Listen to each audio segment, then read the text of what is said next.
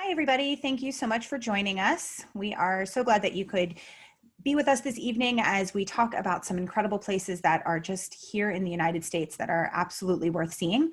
We've brought in some experts to talk to you about those things, and we'll give them a chance to chat. Give a couple minutes to let people join us. Please know that if you have any questions, I'll be monitoring the chat box. So please feel free to pop any questions along the way, and you'll see that there are places where we'll stop to answer those questions directly for you as well. So I am Liz, or Elizabeth, and I am a private travel designer at Luxury Trips, also with Alluring Africa. And with me today, we have two people. So Kelsey is on. She's the Director of Travel Services at our partner, Off the Beaten Path. And we also have Julianne with us, who is also works for Off the Beaten, but her specialty is Alaska. So she's going to pop in and share a bit about Alaska when we get there.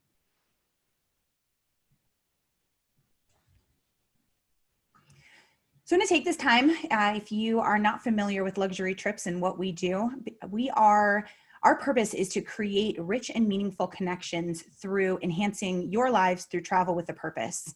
Everything that we put together is completely custom for you, and we want to make sure that the trip that you're taking is impacting not only you, but also the place that you are going to. So just a couple notes about why you would want to book through us. We are long-term supporters of sustainable travel. It is one of the most important things for us because we want the world to be here for the many generations to come. And we are very particular about how we vet our partners, probably the most thorough vetting process in the industry, making sure that they have the proper insurance and the proper relationships and connections. And because of that, we have really deep relationships with our partners that we can leverage to make sure that the trip is exactly what you are looking for. We are here to provide you with travel insurance that is going to make sure that you have all of the coverage you could possibly need throughout the trip. And it's reflected in our satisfaction rate. 99% of our clients come back saying that we have exceeded their expectations. So now I'm going to pass off and introduce Kelsey. She's going to take over and tell you a little bit about Off the Beaten Path. And thank you so much for joining us. It's a pleasure to be here and speaking with you all. I just want to take you through a little bit about Off the Beaten Path and who we are. We are very similar to Alluring Africa and Luxury Trips in that, we customize our itineraries to our clients. We have a couple different sides of our business. One side we have our guided groups, small journeys, where you can join a group, or you can also customize a private trip where it's just you and your group with a guide, all inclusive. But what we're going to focus on today is our custom side of the business. And on that, it's you work with one of our travel planners, and our office, all of our travel planners specialize in the areas in which we plan. So Julianne, who will speak about Alaska, she focuses on Alaska. I plan for the Rockies, and a colleague of mine also plans for the Desert Southwest. So get on the phone with one of us and we get to know who you are. We get on the phone with you and your agent, who your family is, what are your kids learning in school that makes them tick. So that way we can really tailor the experience to you and your family.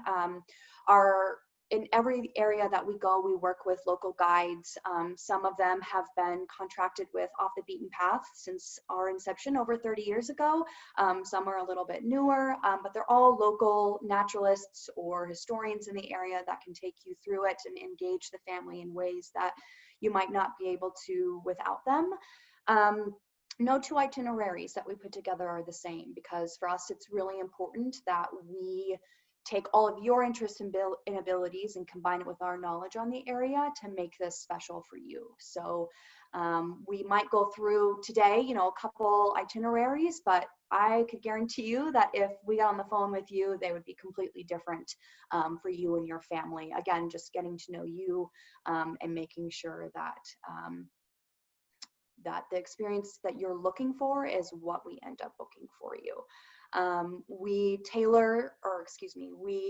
manage the entire the entire experience from the moment we get on the phone to the moment you get home. So all of your reservations are managed thoroughly, paid for prior to your arrival. So all you need to do is show up and enjoy yourselves.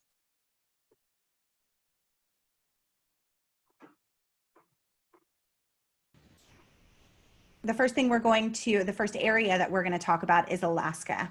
Alaska is known for its remarkable bear viewing, famous glacier hikes, whale watching, beautiful unfolding landscapes. The best time to go is typically mid-May to around mid-September. And I'm going to pass over to Julianne now, who is the expert in Alaska, and she's going to give you a little bit more in-depth information about Alaska specifically. Hello all, so much excitement here on this side. Thanks so much for joining us and excited to talk about Alaska. Again, this is a trip that is a sample. So as Kelsey and Liz mentioned, everything really is customizable. So this sample does kind of give you a good idea of exactly what we could do for you. Kind of keeping in mind that everything is really different from trip to trip. You know, Alaska is a place that we at Off the Beaten Path have worked in for upwards of over 30 years now. So we've cultivated some really special and unique relationships with lodges, with guides, with locals, you know, just some really fun stuff that we've been able to incorporate into our trips and really, really make something special for you. So this trip in particular has you arrive and depart from Anchorage. And if anybody knows Alaska, you know that it's a massive, massive state. There's a lot of ground to cover. There's a lot of remote areas that you just can't get to unless you're flying or taking a boat. There's over 40,000 miles of coastline. There's, you know, 8 national parks. There's 14 mountain ranges. So it's a vast, vast area. And there's just a lot of opportunity to explore. So Anchorage is your starting point, and that's pretty typical. You know, flights from the lower 48 are very quick and easy. And from here, you really kind of explore the Kenai Peninsula, which is basically due south. And this is an area that's all accessed via self-drive. So you know, it does give you some flexibility when you're kind of traveling that route to make some fun stops along the way, and you'll likely see wildlife and you know, interesting scenery. There's always fun places to stop and get out and do a little bit of exploring and activity along the way. So from Anchorage to Seward, it's about a 3-hour drive. The scenery changes drastically as you travel along the Nick Arm, and you see some massive tidal variances, and you head to Seward, which is home to the Kenai Fjords National Park. And Seward really is the gateway into the national park. And what you're seeing here is the exit glacier, which is only about, you know, only about 5 to 10% of the national park itself is accessed by land. The rest of the national park is all accessed by water. So a lot of fjords, a lot of marine wildlife, a lot of boat tours, a lot of kayaking, a lot of glaciers. So you're doing a lot of that fun stuff. You can do it on some boat tours like this. You can also do smaller privately guided tours that have you, you know, hop out into your kayak and kayak around some icebergs and you know, wildlife and things like that. Lots of opportunities for whales and puffins and sea lions and seals and otters. So it's really a fun, very unique, diverse area where you can do some fun things on land with the glacier and then do some fun things in the water as well. That gives you kind of a sense of you know, a little bit of land, a little bit of water, but a good variety overall and lots of fun activities. So Seward is a great base and it's a good starting point for your trip. There's also options here for a variety of lodging. If you want to pedal your kayak out to a remote spot on the coast and spend a few days in a yurt, great. If you want to spend a few days at a luxury backcountry lodge in Kenai Fjords National Park, where there might be only 50 other people, that's great too. If you want to stay in more of a hotel in the town of Seward and kind of access all that area, there's that option as well. So they really do have a great variety in terms of lodging, you know, high-end to basic, and again, a lot of great activities to choose from in that area. From Seward, you actually then head down to Homer, which is one of my favorite little spots in Alaska. It's a quirky little town. It's a bit further of a drive from Anchorage. It's about 4 to 5 hours, but if you're coming from Seward, it's probably about 3 to 4 hours. So it's not a typical cruise ship stop. There's no national park there. So a lot of people skip over Homer, and it's actually a really special spot. What you saw on the first slide, the bears there, you can actually do some amazing day trips to the Katmai National Park. And a lot of you have probably heard of that area, especially Brooks Falls, which is a very popular day trip from Anchorage, but it's also very crowded. Some of the trips from Homer actually take you to a bit more of a remote area with your small group of maybe 6 to 8 people. You fly over the Katmai National Park itself, which is stunning, and you actually land on a beach. You might hike a mile or maybe 2 miles, but you essentially set up camp in an area like this where you're watching brown bears in their natural habitat, doing what they do, fishing for salmon, hiking around, playing, sleeping, chasing each other, just kind of doing exactly what they do. So it's a very unique way to view, bears like this in a very intimate setting. Of course, you're going to see bald eagles everywhere you go. But again, Homer does sit at the very tip of the southern peninsula there, which gives you great access into the Ketchimek Bay State Park. Again, it's not a national park, but it is a very large state park, and it does offer a lot, again, for the outdoor enthusiast. And you've got hiking galore, you've got kayaking, you've got some really great fishing out of this area. Across the Ketchimek Bay, there's several little artist communities, that are very small and have these wooden boardwalks to access shops or tiny little restaurants. So it's a really fun, really kind of off the path, I would say, of standard Alaska trips. And it has a lot to offer, a lot of unique characters there. A lot of your restaurants, import local food. So you're eating a lot of the local seafood and things like that. So it's a really fun area. And it's just an area that I love. So after your time in Homer, you then head back up to a teeny little mountain town called Girdwood, which sits at the base of Mount Alyeska Ski Resort. And that again gives you access into the Chugach mountain range there. Your last few days, you're just 40 miles outside of Anchorage, so a quick drive to the Anchorage airport, just an hour, but you've got, again, a lot of great activities. You can take a tram to the very top of Mount Alyeska and have views of the 7 glaciers that sit around this valley. You can do helicopter dog sledding, which is very cool. The helicopter actually is very cool. The dog sledding is very cool. The fact that you land on a glacier to do this is also very cool. Great hiking, great, canyoneering trips. So another great area that kind of finishes off a trip nicely and puts you in a good location to then easily be able to get back to the Anchorage airport without then spending too much time in the city as well. So fewer accommodations, I would say, available in the Girdwood area, but a few great places that we do work with.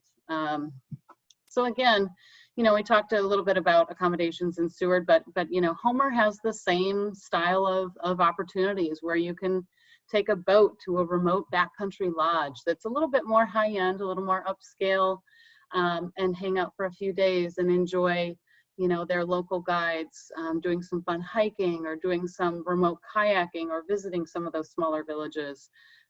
Everywhere you go in Alaska, there's going to be options for unique lodging.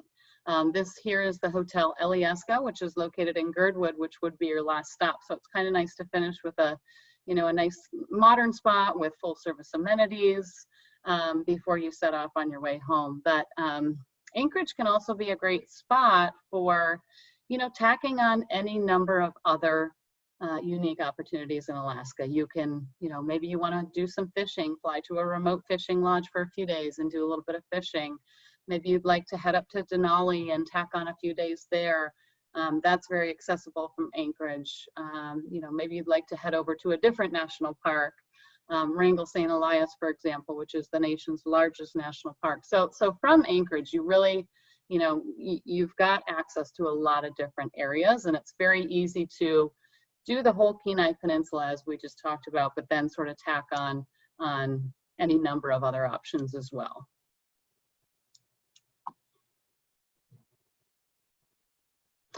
Okay, good question. What's the average number of nights and the cost for an Alaskan itinerary? So again, because Alaska is such a big place, I like to suggest at least 10 days. I mean, people certainly do 7. I would say that's a little bit on the short end, but if you have 10 days, you can really cover some ground, visit a few different areas, feel like you're getting a good variety of scenery, of wildlife, of activities. 10 days to 2 weeks, if you have that much time off, is great. Again, pricing, it can vary across the board. If you like somewhere that's a little more exclusive, a little more private, a fly-in style lodge, things can get pretty pricey in Alaska. But if you're doing a self-drive itinerary and you're not utilizing much charter flying around, you can usually keep things pretty minimal. I would say a ballpark for a 10-day trip for 2 people is in the range of maybe $3,500 on up to, you can get as high as you want with the style of luxury lodging that you want to choose from. But that's kind of the beauty of our service, is that everything really is customizable. And when we do have that first conversation with you, hopefully we're getting all of those details. What's your preference on lodging? Do you like to stay in B&Bs? Do you like an all-inclusive location? Do you like a standard hotel? So kind of vetting out all those questions early on will help us determine what style of traveler you are, and perhaps even what budget you have to work with. So we can be really, really, again, very customizable there as well.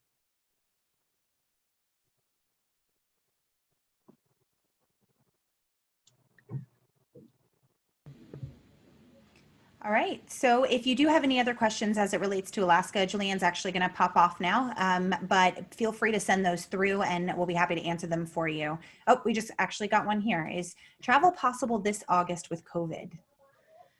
It is possible. Alaska has adopted some pretty strict requirements, I would say, but it is possible. And if you're able to have a COVID test before you travel there, that certainly is a possibility. If you're there for longer than 14 days, you do need to, consider getting tested again. But the stats as of right now, I've heard that you can probably expect 1/3 of the amount of travelers in Alaska this year, which is, Alaska's tourism is largely driven by, their economy is largely driven by tourism. And, without all those people there, it's going to seem like a completely different landscape. So there are some strict requirements, but I would say if you're able to meet those and you're comfortable traveling in this day and age, then this is perhaps a really great year to go, just because of the simple fact that there will not be many travelers there. It might make the wildlife a little bit more active. So there are some definite pros to this situation as well. And yes, it is possible. Awesome. All right, well, thank you so much, Julianne, for joining us. And again, anybody, if you have further questions as it relates to Alaska, we will be happy to answer those for you.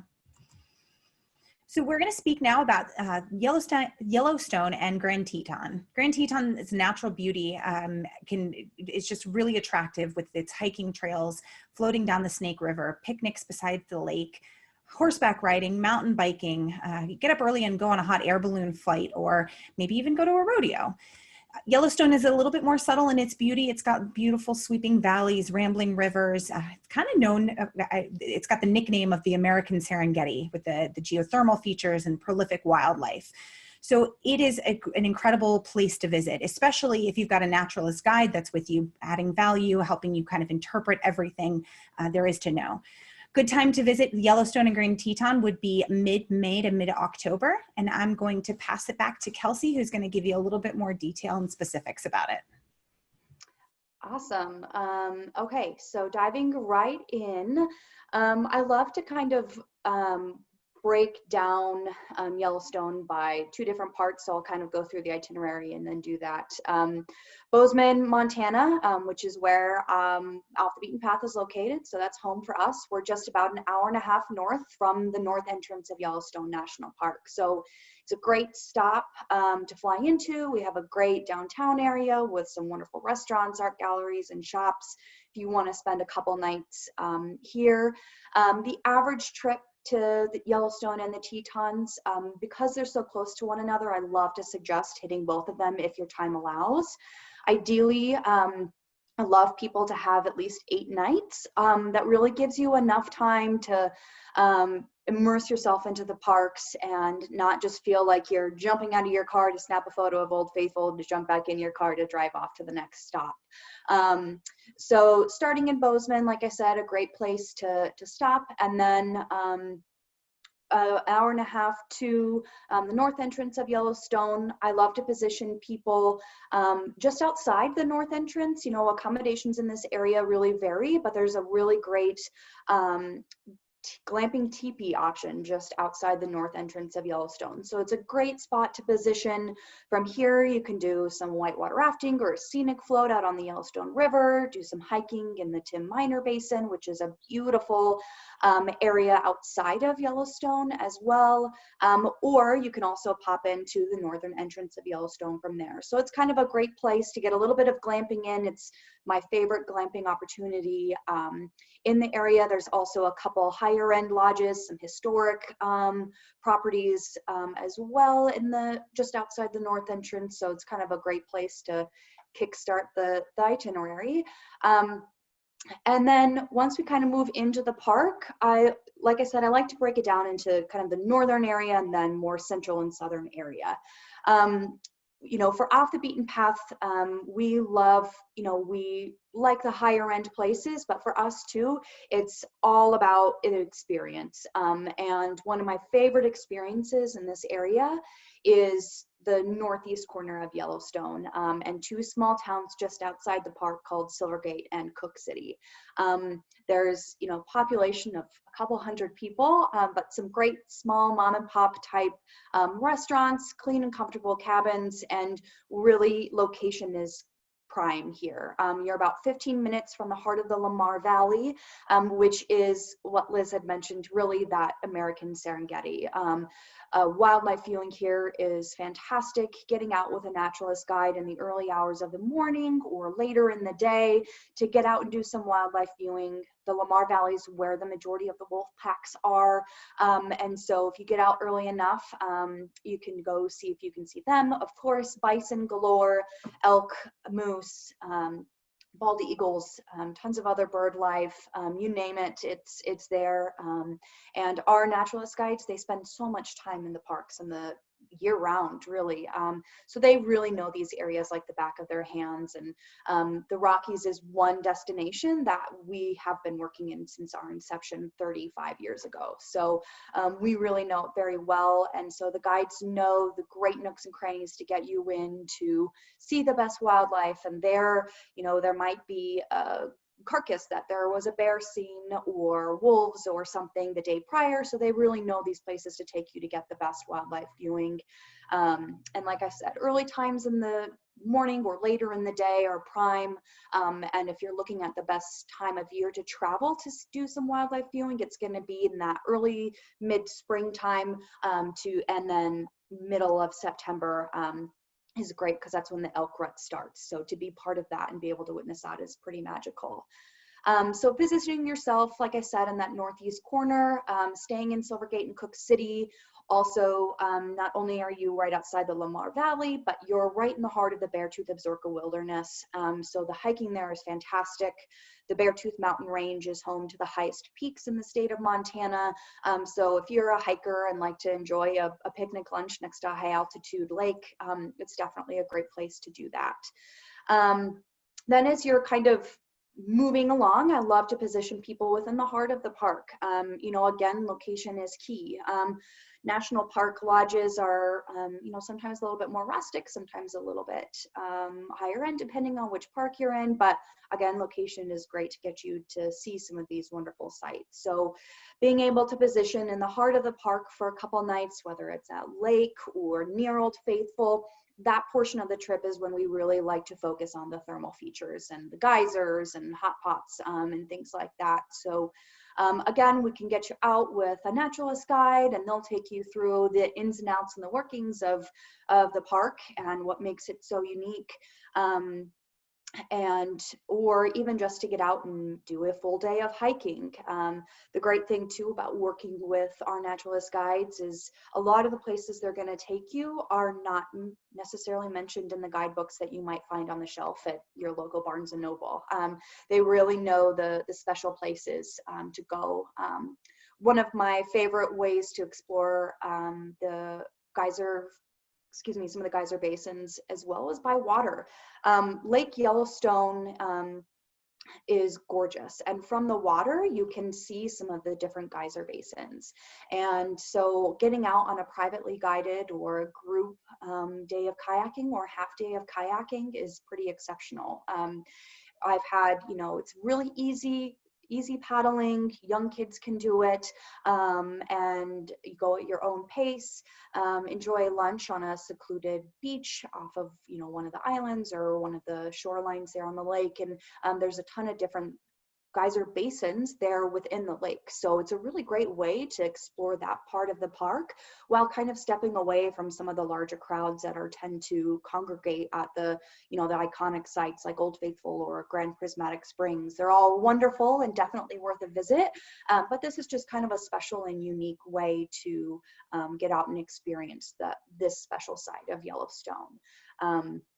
So this is one example. It's just right off the lake, so it wouldn't be one that you would see when kayaking, but this is in the West Thumb area.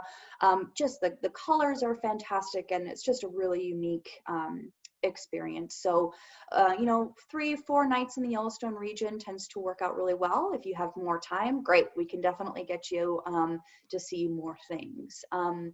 So moving right along, you head down into Grand Teton National Park. And like I said earlier, you know, they really complement each other very well. I love Yellowstone for its thermal features and the wildlife, but the Tetons are truly my favorite mountain range. You know, here in the Gallatin Valley, we're surrounded by different mountains. And so they definitely will take your breath away. And so it does look like we have a question. So the typical cost and length of time. You know, to cover both national parks, about 8 to 10 nights is ideal. Then you can really take your time and see and do everything that you want and not feel like you missed anything.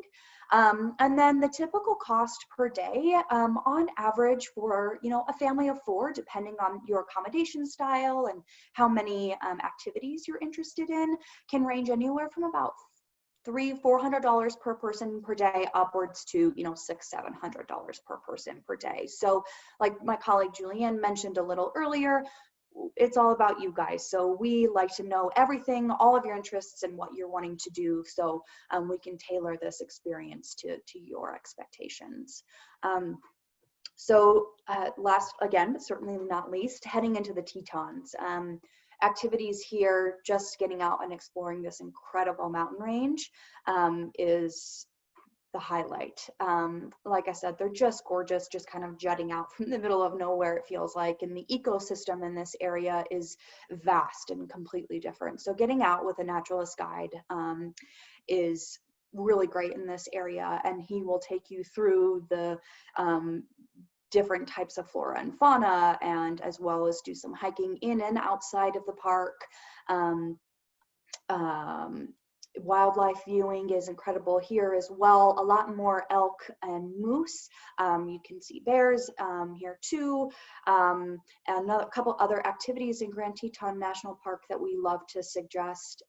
Kayaking, you can either do it on your own or rent kayaks there at Jackson Lake or get out to Jenny Lake Lodge. There is, or Jenny Lake for some kayaking, rock climbing for those a little bit more adventurous. Right there in the heart of the park is a really fun family-friendly activity.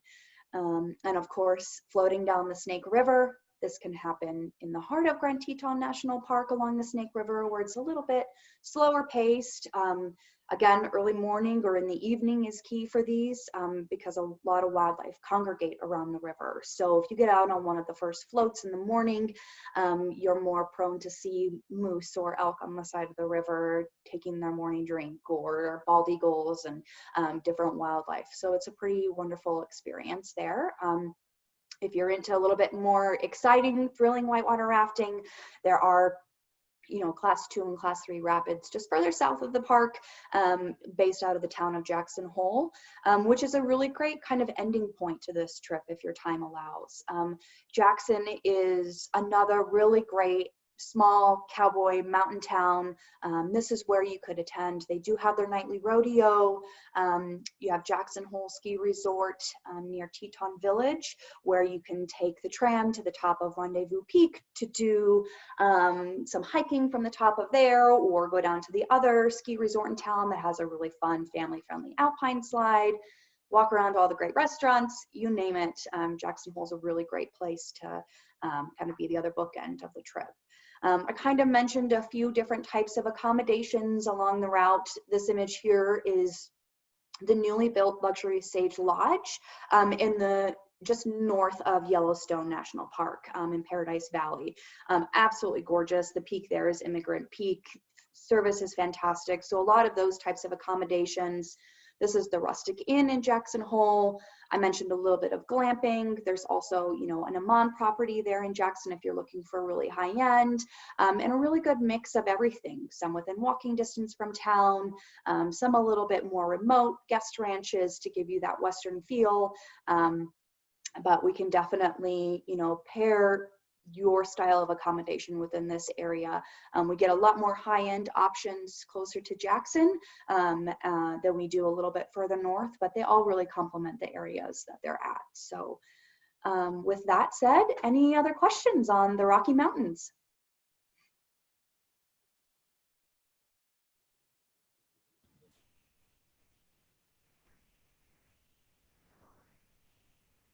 All right, well, if you do have questions, feel free to send them through and we can answer them later on. But we're going to move on to the next and final section of what we are presenting for you today.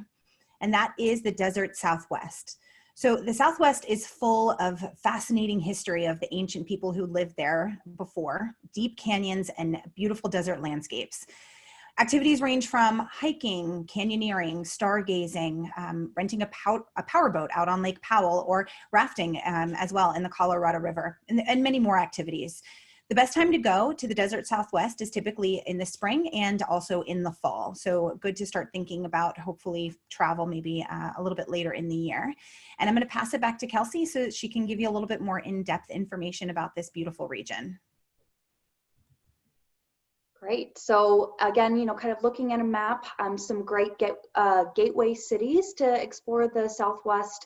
Las Vegas is a main one you can do round trip to and from Las Vegas. You can do an open jaw trip flying into Las Vegas, out of Grand Junction, out of Phoenix. The options are endless in this area. So again, just kind of focusing on high-level itinerary. There's tons of national parks here. You've got Utah's Mighty Five, the Grand Canyon, other state parks and national forests that are beautiful to explore too. So it's a really great area to go for those who are interested in really getting outside and being active, and interested in that ancient culture, like Liz had mentioned too. So on this itinerary, flying into Las Vegas and driving over to Zion National Park, we like to position people in this small town of Springdale.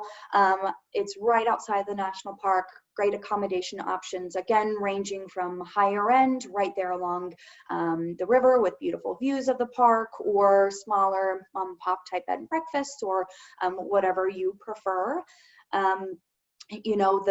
This area is just, you can see that it's just been carved in these beautiful canyons, red stones, and so some suggested activities in this area is getting out again with a naturalist guide for some hiking, and canyoneering is one activity in this neck of the woods that's pretty fun for those who really want a unique experience.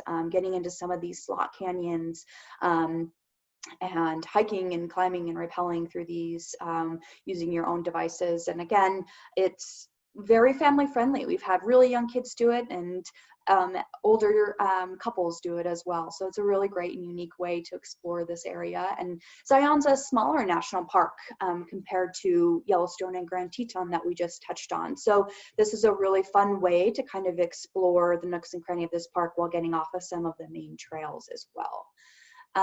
So kind of continuing along from Zion, we'll have you move down start moving towards the Grand Canyon with a stop in Page. And one activity here is to get out into Antelope Canyon and go out, again, kind of through some of these slot canyons, walking through with a guide who will take you through the history of the Navajo Nation that resided on this land and lived off of this land, which is very interesting as well. So again, you know, hiking, getting out on Lake Powell and renting a power boat or staying in a houseboat right there. Page is also where another Amman property is. So if you're kind of looking for a unique and comfortable place to stay and rest for a few days, it's a really great escape. And then, you know, kind of leaving Page and heading down into Grand Canyon National Park. Here it's just breathtaking views, and no trip to the Southwest is complete without a stop at the Grand Canyon. We primarily have people go to the southern rim, but you can explore the north rim. You can hike from rim to rim. You know, with enough time, we can plan for you to be able to float the Colorado through the park. Stay, you know, El Tovar there. Again, national park lodging might not be the most high end, but the location and the experience of that lodge is complementing while you're in the Grand Canyon is why we love to place people in that accommodation. So getting out with a guide as well, another local who's been working with us forever to really take you into the heart of the park and really immerse you into this area. As you leave the Grand Canyon on this trip, we'll kind of have you start beginning your way further north up into Utah and spend a night or two in Monument Valley. Again, really rich in culture. Again, located on the Navajo land.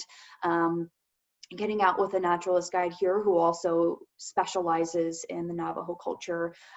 He really knows the hidden corners, and you can get out and spend a couple days in this area, see some rock art and some of the different home sites that these people resided when they were really living off of the land. So it's a really fascinating, just vast landscape to go and visit. And it's a really great stopping point between the Grand Canyon and Moab in Utah, which is where will be the last main stop on the trip.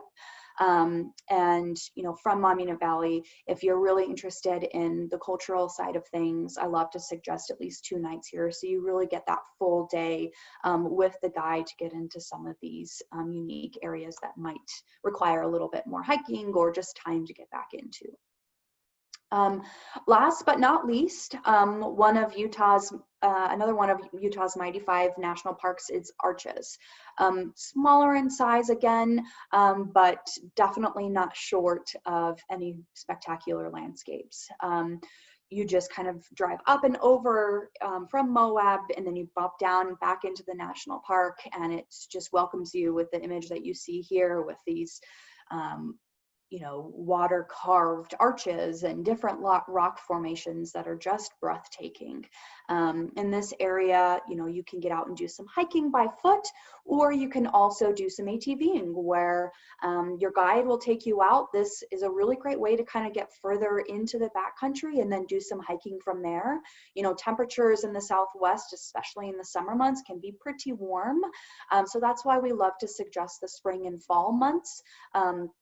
And this year, you know, fall would be a great time to go. Temperatures are a little bit cooler. Guides are still ready to rock and roll and take you out there to do some exploring. So this is a great way to do it.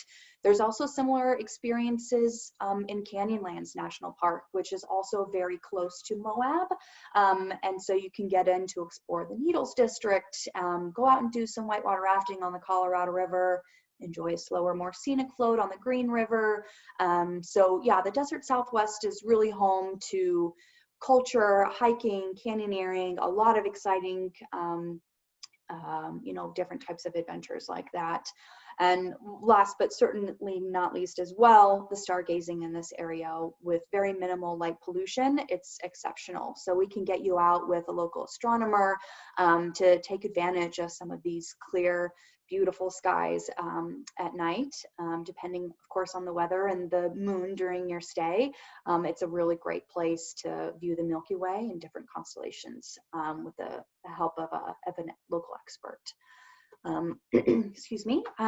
Throughout the Southwest, again with accommodations, we have a lot more higher end options to choose from here than we do in the Rockies, kind of along the entire route. So again, really depends on what you and your travel companions are looking for. Something smaller, something with a pool, something more remote. You name it, we'll have that conversation and get to know your preferences and be able to make the best suggestions from there. And so with that, that wraps up our chat on the Southwest. So it does look like we have a question here. What is the most unique activity or experience you would recommend on this trip? That is quite the question. My first answer, which I feel like I use a lot, is it depends, because it really does depend on you and your family and travel companions and what's interesting to you. For example, I have some clients that I'm working with currently who are incredibly fascinated by the culture of the area and getting out to see as much rock art as possible.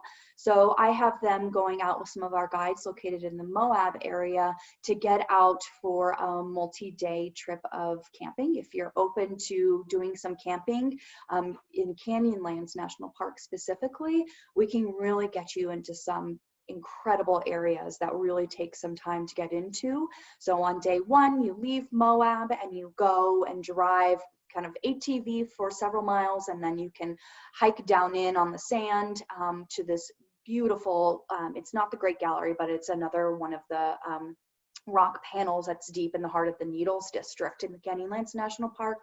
So you walk down, your guide makes the several hours drive to come pick you up, and you stay there and admire this beautiful work. Your guide will give you the interpretation, and then you spend a night next to this beautiful place underneath the stars. So that's one. We can also do multi-day river trips, which is pretty exceptional as well. So again, your interests and your abilities, and we'll be able to make unique suggestions from there.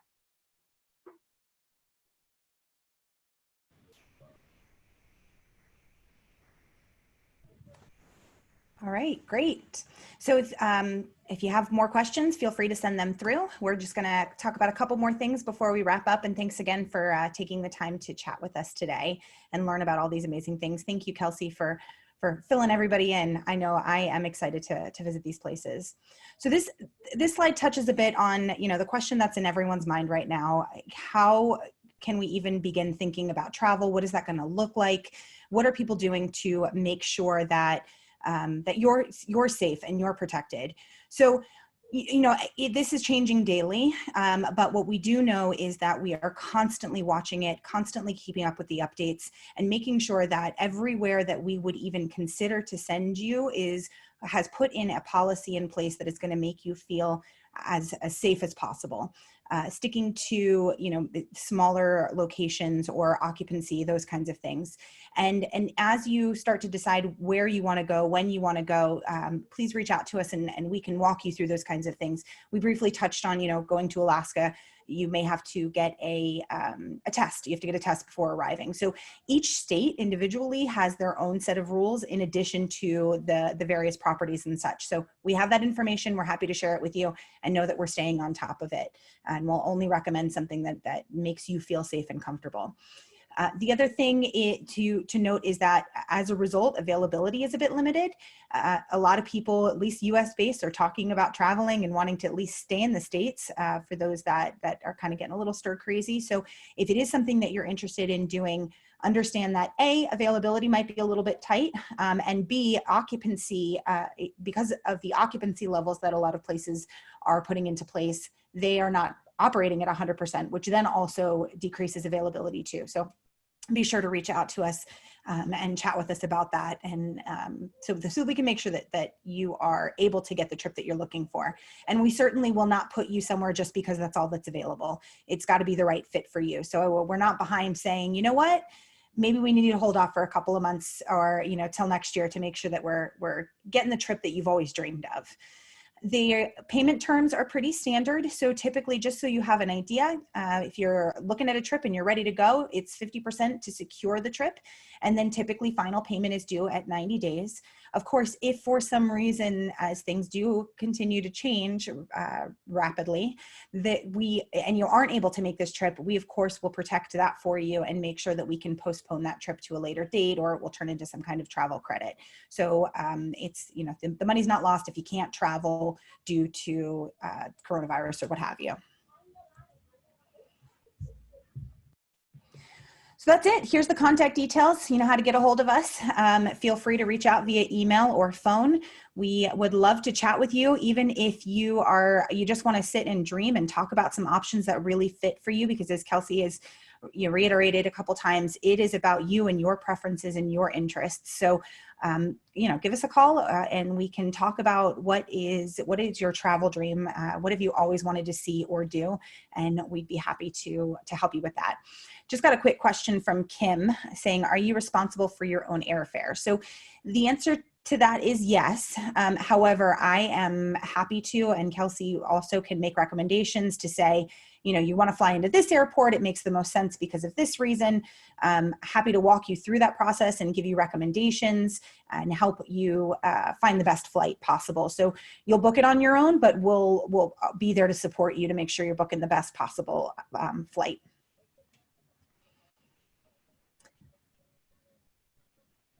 Thanks, Kim. I'm really glad you enjoyed it. And again, thank you all so much for taking the time to share this evening with us. And Kelsey, thank you for lending your expertise and your knowledge. We're really, really excited about the partnership with Off the Beaten, and we cannot wait to help our clients experience the travel in the US as if you were traveling internationally with the high touch and level to detail that Off the Beaten Path has. So thank you again. It was great to share this evening with you, and we will hopefully hear from you and talk to you soon. Thanks, everyone. Have a great evening.